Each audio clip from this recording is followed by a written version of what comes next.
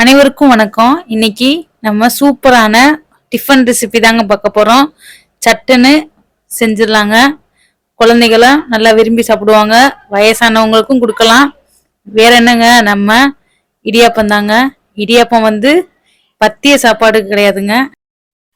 குழந்தைங்கள்ல இருந்து வயசானவங்க வரைக்கும் ஹாஸ்பிட்டலிஸ்ட் கூட இந்த இடியாப்பத்தை சாப்பிடலாம். ஈஸியா டைஜஸ்ட் ஆகுறது. இந்த இடியப்பம் நம்ம பெரும்பாலும் வீட்டில் செய்யறது கிடையாது. ஏன்னு கேட்டிங்கன்னா, இந்த இடியப்பம் மாவு புளியறதுக்கு கை வலிக்க ரொம்ப கஷ்டப்பட்டு புளியணும். அதனால நம்ம வீட்டில் செய்ய மாட்டோம். ஆனால் நான் ஒரு ஈஸியான டிப்ஸ் கொடுத்துருக்கேன். இதை நீங்கள் ஃபாலோ பண்ணீங்க அப்படின்னா நீங்கள் டெய்லி கூட இடியாப்பம் செஞ்சு கொடுப்பீங்க.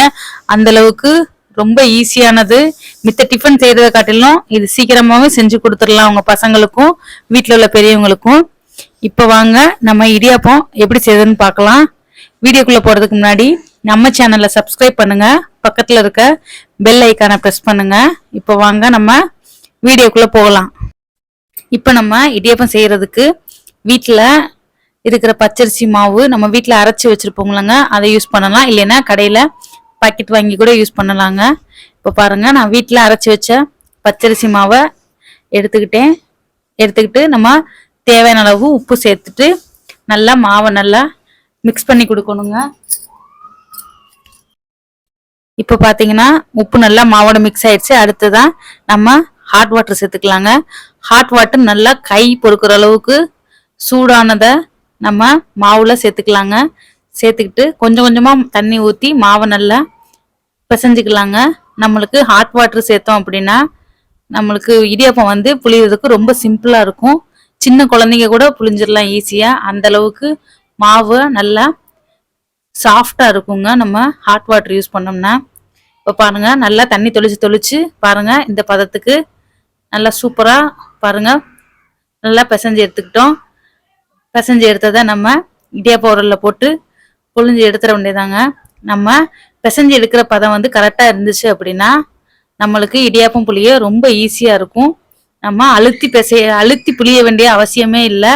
நம்ம வீட்டில் இருக்க குழந்தைங்க கூட இந்த இடியாப்பத்தை ஈஸியா புளிஞ்சிடலாம். அந்த அளவுக்கு நல்லா சாஃப்டா புளியறதுக்கும் நல்லா இருக்குங்க.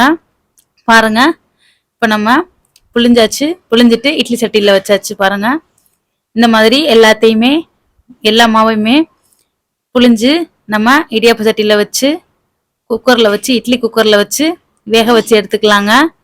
பாருங்க, இப்போ மூடி போட்டு மூடியாச்சு. நம்மளுக்கு 5 நிமிஷத்துல நம்ம இடியாப்பம் சூப்பரா வெந்து கிடைச்சிருங்க.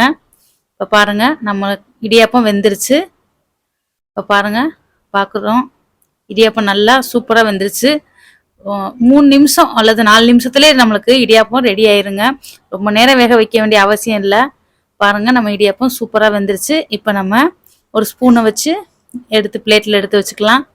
பாருங்க, சூப்பரா எவ்வளோ சாஃப்டா உதிரியா எப்படி இடியாப்பம் கிடைச்சிருக்கு பாருங்க. ரொம்ப சாஃப்டா வாயில வச்சாலே கரையிற மாதிரி சூப்பரான இடியாப்பம். பாருங்க, நீங்க இத பால் சேர்த்து, அதாவது பசும்பால் சேர்த்துக்கலாம், இல்லைன்னா தேங்காய் பால் சேர்த்துக்கிட்டு நாட்டு சர்க்கரையோட வச்சு சாப்பிட்டீங்கன்னா ரொம்ப டேஸ்டியா இருக்கும். எப்படி இருந்துச்சுன்னு குழந்தைங்க நல்லா விரும்பி சாப்பிடுவாங்கங்க. தேங்க்ஸ் ஃபார் வாட்சிங். செஞ்சு எங்க குழந்தைங்க எல்லாருமே நல்லா விரும்பி சாப்பிட்டாங்கங்க. நீங்களும் இந்த இடியாப்ப ரெசிபியை செஞ்சு பார்த்துட்டு